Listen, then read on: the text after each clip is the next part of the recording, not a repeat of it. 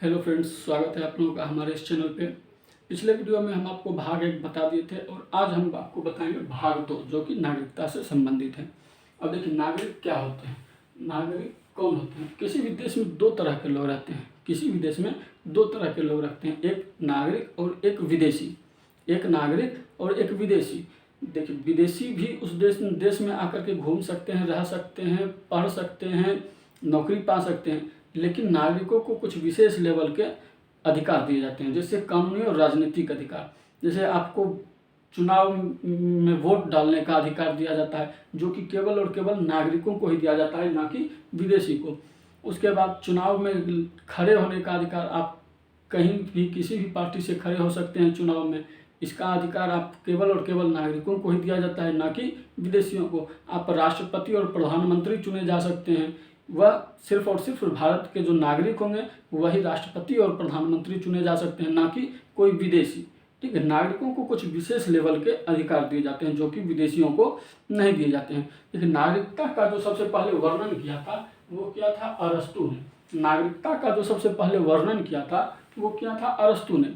और नागरिकता जो है हमारे संविधान के 22 भाग में से जो भाग 2 है उसमें है नागरिकता, जो कि अनुच्छेद 5 से लेकर अनुच्छेद 11 तक में दिया गया है। तो सबसे पहले देखते हैं हम लोग अनुच्छेद 5।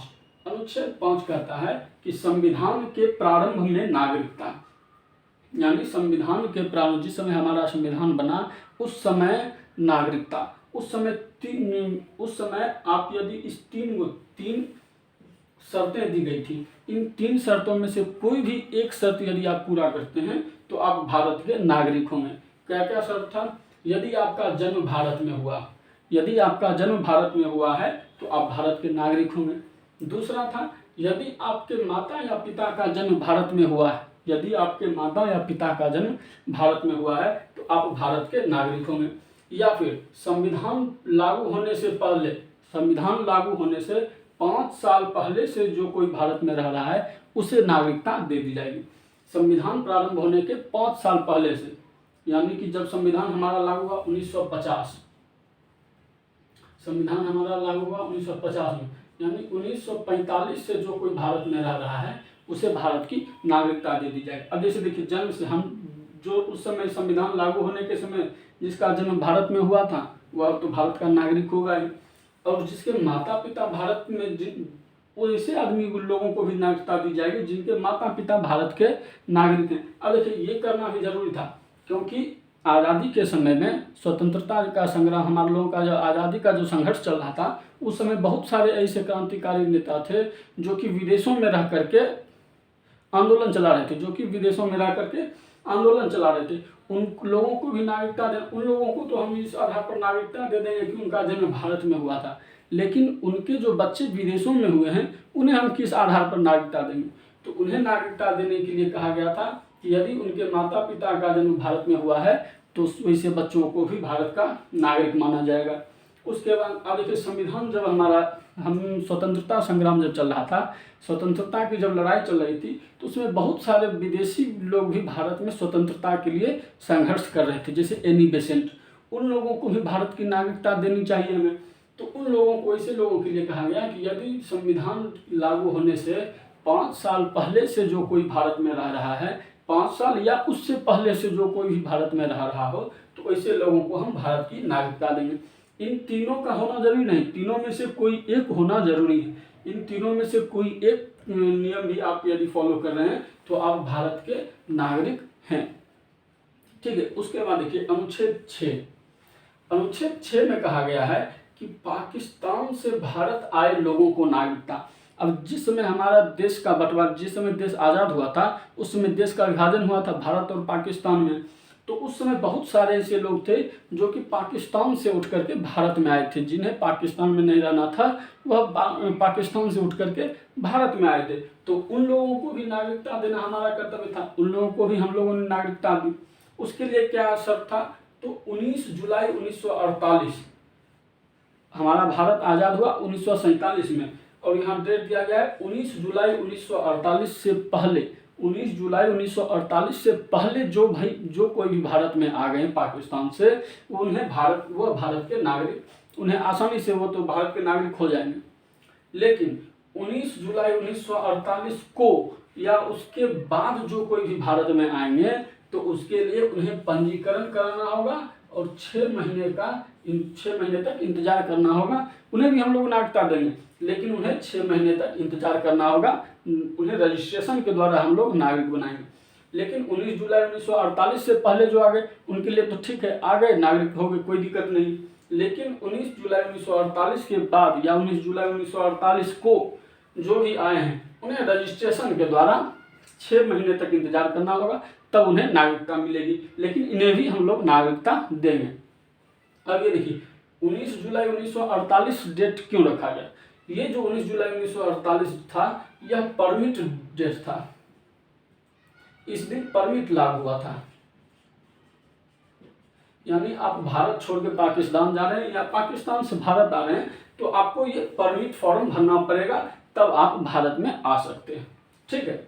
अब देखिए अनुच्छेद 7 कहता है कि 1 मार्च 1947 को, अब देखिए जब माहौल बन गया था, आज़ाद होने वाला था देश, भारत और पाकिस्तान का बंटवारा होने वाला था, तो माहौल पहले से ही बन गया था कि अब बंटवारा होगा ही। तो कुछ लोगों ने सोचा कि हम भारत में नहीं, हम पाकिस्तान चले जाते हैं, हम लोग पाकिस्तान में ही रहेंगे। लेकिन फिर वो लोग जब पाकिस्तान में रहे तो पाकिस्तान में रहने के बाद उन लोगों को फिर हृदय परिवर्तन हुआ। उन लोगों ने कहा कि नहीं, पाकिस्तान से अच्छा तो हम लोग भारत में ही रह लेते, पाकिस्तान से अच्छा तो हम लोग भारत में ही रहेंगे। तो भारत वो लोग फिर वापस आएंगे भारत। तो ऐसे लोगों के लिए कहा गया है कि जो 1 मार्च 1947 यानी 1 मार्च 1947 को या उसके बाद भारत से पाकिस्तान चले गए, लेकिन फिर पुनः वापस आ गए, फिर लौट करके वापस आ गए भारत, तो ऐसे लोगों को भी हम भारत की नागरिकता देंगे। ऐसे लोगों को भी हमने भारत की नागरिकता दी। इसी आधार पर 19 जुलाई 1948 के बाद यदि आएंगे तो उन्हें 6 महीने तक रुकना होगा और रजिस्ट्रेशन करवा के तब नागरिकता प्राप्त करनी होगी। लेकिन 19 जुलाई 1948 से पहले आ गए होंगे तो इन्हें भारत की वैसे ही नागरिकता प्राप्त हो गई होगी। ठीक है। तो 1 मार्च 1947 को से पहले गए, 1 मार्च 1947 को या उसके बाद पाकिस्तान चले गए, लेकिन बाद में वापस आ गए, तो वैसे लोगों को भी हम लोगों ने भारत की नागरिकता दी। लेकिन संविधान बनने से पहले, संविधान लागू होने से पहले चले आए होंगे तभी इन लोगों को नागरिकता मिलेगी। संविधान लागू होने के बाद इन्हें नागरिकता नहीं मिलेगी। अब देखिए वर्तमान में 6 और 7 का कोई औचित्य नहीं है, क्योंकि ये दोनों जो अनुच्छेद थे, ये दोनों जो नियम थे, ये उस समय की आज़ादी के समय की स्थिति को संभालने के लिए तत्काल में ये कानून लागू किया गया था। अभी वर्तमान में 6 से और 7 से आपको कोई क्वेश्चन भी नहीं पूछेगा, ये दिया गया है तो ये हमने पढ़ा दिया, लेकिन इससे और इससे अभी कोई क्वेश्चन नहीं पूछेगा, इसका वर्तमान में कोई औचित्य नहीं। अब देखिए अनुच्छेद 8 क्या कहता है कि भारत से बाहर रहने वाले कुछ व्यक्तियों को नागरिकता। अरे कुछ लोग भारत से बाहर भी रहते हैं, पढ़ने के लिए या नौकरी के लिए या किसी भी पर्पज से भारत से बाहर भी जाते हैं, तो ऐसे लोगों को भी भारत की नागरिकता बने रहेगी। उन लोगों को भी, वह भी भारत के ही नागरिक कहलाएंगे। अब देखिए अनुच्छेद 9 कहता है, ये तो हो गया नागरिकता अर्जित करने के लिए, इस तरह से नागरिकता हम लोगों को मिलेगी। उसके बाद 2 तरीका था जिससे आपकी नागरिकता समाप्त हो सकती थी। कौन कौन? तो देखिए विदेशी नागरिकता ले लेने पर भारत की नागरिकता समाप्त हो जाएगी। आप यदि किसी दूसरे देश की, अन्य देशों की नागरिकता ले लेते हैं तो आपकी भारत की नागरिकता स्वतः ही समाप्त हो जाएगी। उसके बाद अनुच्छेद 10 था। अनुच्छेद 10 कहता है कि नागरिकता का बना रहना जब तक कि कोई अन्यथा कार्य ना करे, यानी आपकी नागरिकता बनी रहेगी, आपकी नागरिकता आपसे कोई नहीं छीन सकता है, लेकिन जब तक यदि संसद ने जिस काम को करने के लिए मना किया हो, यदि आप वैसा कोई कार्य करते हैं तब आपकी नागरिकता समाप्त की जा सकती है, नहीं तो आपकी नागरिकता कोई नहीं छीन सकता, आपकी नागरिकता बनी रहेगी। अब देखिए यहाँ अन्यथा कार्य का मतलब है कि यदि मान लीजिए किसी दुश्मन देश के साथ युद्ध चल रहा है, किसी देश के साथ युद्ध चल रहा है और आप दुश्मन देश के साथ अवैध रूप से संपर्क बना रहे हैं, उनके कुछ सूचनाएं इधर से उधर आदान प्रदान कर रहे हैं, तो वैसी स्थिति में आपको नागरिकता आपकी समाप्त कर दी जाएगी। अन्यथा आपकी नागरिकता बनी रहेगी, आपकी नागरिकता कोई नहीं छीन सकता है। ठीक है। अब देखिए अनुच्छेद 11 कहता है नागरिकता संबंधी कानून संसद बनाएगी। अब ये जो कानून था, ये जो 6 से लेकर के 10, 5 से लेकर के 10 तक में जो भी नियम दिए गए थे, ये वर्तमान में उस आज़ादी के समय की स्थिति को संभालने के लिए एक टेम्पोररी कानून बनाया गया था। लेकिन यहाँ कहा गया है कि नागरिकता संबंधी कानून बढ़िया सा एक संसद बनाएगी, भारत की जो संसद होगी वह नागरिकता के संबंध में एक बढ़िया सा कानून बना करके लागू करेगी। और भारत की संसद में भी कौन सा मंत्रालय, तो यह गृह मंत्रालय कानून बनाएगी नागरिकता के संबंध में। ठीक है, अब देखिए गृह मंत्रालय ने नागरिकता के संबंध में कानून बनाया, तो सबसे पहले बनाया गया तो नागरिकता अधिनियम लागू किया गया 1955। सबसे पहले नागरिकता कानून जो बना था वह बना था 1955 में नागरिकता कानून बना। अब इसमें देखिए, इसमें नागरिकता प्राप्त करने की 5 विधियों का उल्लेख है, यानी आप 5 तरह से भारत की नागरिकता प्राप्त कर सकते हैं और 3 तरह से आपकी नागरिकता समाप्त की जा सकती है और 5 तरह से आप भारत की नागरिकता प्राप्त कर सकते हैं। कौन कौन सा है, देखिए पहला जन्म के आधार पर आपका, ये देखिए जब भी यह कानून बना था तो उस समय कहा गया था कि 26 जनवरी 1950 ईस्वी से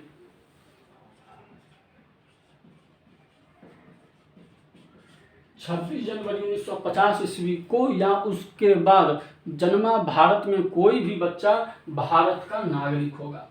26 जनवरी 1950 को या उसके बाद भारत में जन्मा हर बच्चा भारत का नागरिक होगा। अब देखिए इसमें दिक्कत क्या हुआ, इसमें दोबारा संशोधन करना पड़ा। इसमें देखिए दिक्कत क्या था, अब मान लीजिए भारत में कोई भी जन्म लेगा बच्चा तो वह भारत का नागरिक बनेगा।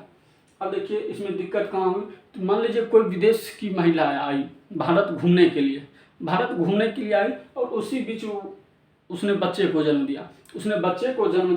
तो अब चूंकि वह बच्चा भारत में जन्म लिया है तो हमारे नागरिकता अधिनियम 1955 के तहत वह बच्चा भारत का नागरिक होगा, चाहे उसके माता पिता किसी अन्य देश के नागरिक क्यों ना हो, वह बच्चा भारत का नागरिक होगा।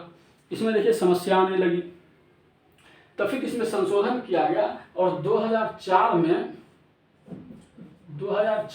जो कानून बना, 2004 में जो नागरिकता के संबंध में कानून बना, उसमें कहा गया कि जन्म के आधार पर उसी बच्चे को, उसी व्यक्ति को भारत की नागरिकता मिलेगी यदि उसके माता या पिता में से कोई एक भारत का नागरिक हो। यदि उसके माता या पिता में से कोई एक भारत का नागरिक है तभी उस बच्चे को भारत की नागरिकता मिलेगी। और साथ ही यदि कोई एक भारत का नागरिक हो और दूसरा अवैध रूप से भारत में प्रवेश न किया हो, यानी एक तो उसके माता या पिता में से कोई एक भारत के नागरिक हो और दूसरा जो है अवैध रूप से भारत में प्रवेश न किया हो, तभी उस बच्चे को जन्म के आधार पर भारत की नागरिकता मिलेगी। अब देखिए दूसरा था वंश के आधार पर। वंश के आधार पर क्या किया गया, 26 जनवरी 1950 को या उसके बाद भारत में जन्मा कोई भी, भारत में या कहीं और भी जन्मा, अन्य देशों में भी जन्म लेने वाले बच्चे को भारत की नागरिकता प्राप्त होगी यदि उसका पिता भारत का नागरिक है। वंश के, हम लोगों को देखिए किस आधार पर नागरिकता मिली है, वंश के आधार पर नागरिकता मिली है, क्योंकि हमारे पिताजी भारत के नागरिक थे, उनके पिताजी भारत के नागरिक थे। हम लोगों में से लगभग सभी लोगों को वंश के आधार पर ही भारत की नागरिकता मिली है। ना तो हम लोगों का जन्म उस समय में हुआ था, ना ही हम लोग उस समय 5 वर्ष रह रहे थे, तो हम लोगों को जो नागरिकता मिली है वह वंश के आधार पर ही मिली है। तो अब देखिए जब यह कानून लागू किया गया तो वंश का जो आधार था वह पिता को गिना गया और कहा गया कि किसी भारत के बाहर भी यदि कोई बच्चा जन्म लेता है और यदि उसके पिता भारत के नागरिक हैं तो वह बच्चा भारत का नागरिक होगा। अब देखिए यहाँ वंश का जो आधार था वह पिता के आधार पर गिना गया, तो यहाँ महिलाओं ने सुप्रीम कोर्ट में केस किया कि वंश का आधार केवल पिताओं को ही क्यों गिना जाए, पिता के आधार पर ही वंश को क्यों गिना जाए, क्योंकि बच्चे को तो जन्म हमने दिया है, तो इस आधार पर माता के आधार पर भी वंश की गणना की जानी चाहिए। तब फिर क्या हुआ, 1992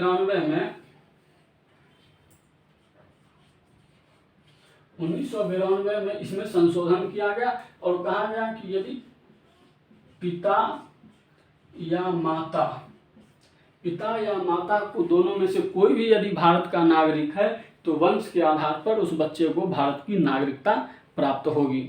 ठीक है। अब देखिए तीसरा है पंजीकरण, रजिस्ट्रेशन के द्वारा। आप रजिस्ट्रेशन के द्वारा भी भारत की नागरिकता प्राप्त कर सकते हैं। इसके लिए क्या है कि आपको 7 साल तक भारत में रहना होगा। रजिस्ट्रेशन करवाने से पहले आपको 7 साल से भारत में रहना 7 साल तक भारत में रहना होगा। उसके बाद ही रजिस्ट्रेशन के द्वारा आपको भारत की नागरिकता मिलेगी। अब देखिए यहाँ 7 साल रहने के बाद भी यह जरूरी नहीं है कि रजिस्ट्रेशन के द्वारा आपको नागरिकता मिलेगी। यह सरकार के ऊपर है, यह गवर्नमेंट के ऊपर है कि आपको वह नागरिकता देगी या नहीं देगी। ठीक है। अब देखिए ये तो हो गया पंजीकरण के द्वारा। इसमें कहा गया है कि दुश्मन देश के नागरिकों को पंजीकरण के द्वारा भारत की नागरिकता नहीं दी जाएगी। दुश्मन देश के नागरिकों को पंजीकरण के द्वारा भारत की नागरिकता नहीं दी जाएगी। अब चौथा है देशीकरण के द्वारा। देशीकरण में क्या है कि यदि आप भारत में लगातार पिछले 10 सालों से रह रहे हो और आपकी रुचि कला, विज्ञान या साहित्य से हो, यदि आप पिछले 10 सालों से भारत में रह रहे हो और आपकी रुचि कला, विज्ञान या साहित्य आदि में आपका योगदान हो और आप यदि भारत में रहने के इच्छुक हैं, भारत में रहने की इच्छा है, तब आपको देशीकरण के द्वारा आपको भारत की नागरिकता मिल सकती है। और इसमें आप 10 साल से भारत में रह रहे हो और भारत में बोली जाने वाली 22 भाषाओं में से भारत में बोली जाने वाली 22 भाषाओं में से किसी भी भाषा के आप जानकार होने चाहिए। भारत में बोले जाने वाली 22 भाषाओं में से किसी भी भाषा के आप जानकार होने चाहिए। कला, विज्ञान या साहित्य के क्षेत्र में आपका योगदान होना चाहिए और पिछले 10 सालों से यदि आप भारत में रह रहे हो तभी आप भारत के देश नागरिक बनेंगे देशीकरण के द्वारा। ठीक है। उसके बाद देखिए पांचवा क्या है, अर्जित भूमि के द्वारा। यानी किसी भूमि पर भारत के क्षेत्र से बाहर के यदि बाहर के किसी क्षेत्र पर में विदेशी किसी क्षेत्र पर में भारत यदि अधिग्रहण कर लेता है, उसे अर्जित कर लेता है, उस पर अपनी अधिकार स्थापित कर लेता है, तो उस क्षेत्र के निवासियों को, उस क्षेत्र के नागरिकों को अर्जित भूमि के आधार पर भारत की नागरिकता प्राप्त हो जाएगी। जैसे देखिए सिक्किम को, जैसे सिक्किम तो पहले भारत का भाग था नहीं, उसे 1975 में मिलाया गया। उसे सिक्किम को जब मिलाया गया तो वहाँ के जो नागरिक थे वह स्वतः ही भारत के नागरिक हो गए। किसके आधार पर? तो अर्जित भूमि के आधार पर। यदि कोई भी विदेशी क्षेत्र यदि भारत अपनी शामिल करती है तो वहाँ रहने वाले लोगों को अर्जित भूमि के आधार पर भारत की नागरिकता मिल जाएगी। अब देखिए ये तो था नागरिकता प्राप्त करने की विधि। अब नागरिकता त्यागने का 3 विधि दिया गया है नागरिकता के त्यागने की। पहला तो परित्याग करके, यदि आप स्वेच्छा से भारत की नागरिकता त्याग कर देते हैं, आप अपनी स्वेच्छा से भारत की नागरिकता त्याग देते हैं, बात खत्म, आपने भारत की नागरिकता त्याग दी तो आपकी भारत की नागरिकता समाप्त हो जाएगी। दूसरा है बर्खास्त करने पर, दूसरा है बर्खास्त कर देने पर। यदि आप किसी अन्य देश की नागरिकता ग्रहण कर लेते हैं तो आपकी भारत की नागरिकता बर्खास्त कर दी जाएगी, समाप्त कर दी जाएगी। यदि आप भारत के बाहर किसी भी अन्य देश की नागरिकता ले लेते हैं तो आपकी भारत की नागरिकता समाप्त कर दी जाएगी। तीसरा है वंचित कर देने पर, आपको नागरिकता से वंचित भी किया जा सकता है। कब? तब जब आप देश विरोधी कार्य में लगे हुए हैं तब आपकी नागरिकता वंचित की जा सकती है। यदि किसी देश के साथ जब युद्ध चल रहा हो तो आप दुश्मन देश के साथ अवैध रूप से संबंध बना रहे हैं, बातचीत कर रहे हैं, जानकारियों का आदान प्रदान कर रहे हैं, तब आपको वंचित किया जा सकता है। इसके द्वारा संसद के द्वारा आपको वंचित किया जा सकता है नागरिकता से। ये 3 विधियां थी नागरिकता त्यागने की और ये 5 विधियां थी नागरिकता अर्जित करने की। ठीक है। अब देखिए एक होता है एनआरआई और एक होता है ओवरसीज नागरिकता। एनआरआई क्या है? तो एनआरआई हम वैसे लोगों को कहते हैं, एनआरआई भी भारत के ही नागरिक होते हैं, यह भी भारत के ही नागरिक होते हैं। भारत के नागरिकों को प्राप्त होने वाले सारे अधिकार इन्हें प्राप्त होते हैं। ठीक है। भारत के नागरिकों को प्राप्त होने वाले सारे अधिकार इन्हें प्राप्त होते हैं। बस इन्हें एनआरआई इसलिए कहा जाता है क्योंकि जब आप किसी देश को, जब आप भारत से बाहर किसी अन्य देश में 6 महीने से अधिक समय के लिए रह रहे हो, यदि आप भारत से बाहर किसी अन्य देश में 6 महीने से अधिक समय से रह रहे हो, तब आपको एनआरआई कहा जाता है। वैसे लोगों को एनआरआई कहा जाता है। यदि आप विदेश घूमने के लिए गए 10 दिन, 15 दिन या 2 महीने के लिए, तब आपको एनआरआई नहीं कहा जाएगा। यदि आप किसी अन्य देश में रह रहे हैं 6 महीने से अधिक समय से, तब आपको एनआरआई कहा जाएगा। यदि आप शिक्षा के पर्पज से रह रहे हैं या व्यवसाय के पर्पज से रह रहे हैं, नौकरी के पर्पज से रह रहे हैं, किसी अन्य देश में रह रहे हैं, तब आपको एनआरआई कहा जाएगा। ठीक है। और एक होता है ओवरसीज नागरिकता। ओवरसीज नागरिकता का एक कार्ड बनता है। ओवरसीज नागरिकता का एक कार्ड बनता है जो कि एक पासपोर्ट टाइप का ही कार्ड रहता है। ये वैसे लोगों को यह कार्ड दिया जाता है जो कि अभी वर्तमान में किसी अन्य देश की नागरिकता लेकर के किसी अन्य देश में रह रहे हैं, लेकिन उनके जो पूर्वज थे वह भारतीय थे और उन्होंने किसी अन्य देश की नागरिकता ले ली, और तो अब उनके जो बच्चे हैं वह उसी देश के नागरिक होंगे, तो वहाँ वह रह रहे हैं, वहाँ अपना व्यवसाय कर रहे हैं, वहीं घर बना लिए हैं, वहीं रह रहे हैं। तो ऐसे लोगों को भारत में बुलाने के लिए यह ओवरसीज नागरिकता का कार्ड दिया जाता है कि आप भारत में आइए, आप भारत में घूमिए, आपके साथ कोई भेदभाव नहीं किया जाएगा कि आप विदेशी हैं। ये जब भारत आएंगे घूमने के लिए, तो इन्हें वीज़ा नहीं लगेगा। ये बिना वीज़ा के भारत में आ सकते हैं और चाहे जितने दिन इच्छा हो रह सकते हैं, कहीं भी पूरे भारत में घूम सकते हैं, बिना वीज़ा के यह भारत में प्रवेश कर सकते हैं और जितने दिन चाहे उतने दिन रह सकते हैं। इनसे कोई विदेशियों के जैसा बर्ताव नहीं करेगा। जिनके पास यह ओवरसीज नागरिकता होगी, उनके साथ कोई विदेशियों के जैसा बर्ताव नहीं किया जाएगा, कोई भेदभाव नहीं किया जाएगा। और यह बिना वीज़ा के भी भारत में आ सकते हैं, बिना वीज़ा के भारत में आएंगे, कहीं भी घूम सकते हैं, कहीं भी रह सकते हैं, चाहे जितने दिन रहना हो वह रह सकते हैं। ठीक है। तो यह था एनआरआई और यह ओवरसीज नागरिकता। आज हम लोगों ने देख लिया नागरिकता से संबंधित सारे अनुच्छेद देख लिए, नागरिकता के बारे में हमने पूरा कवर कर लिया है। अब हम मिलेंगे अगले वीडियो में मूल अधिकार के साथ। तब तक के लिए उम्मीद करते हैं आप लोगों को यह वीडियो अच्छा लगा होगा। अच्छा लगा हो तो लाइक करें, सब्सक्राइब करें एंड शेयर करें।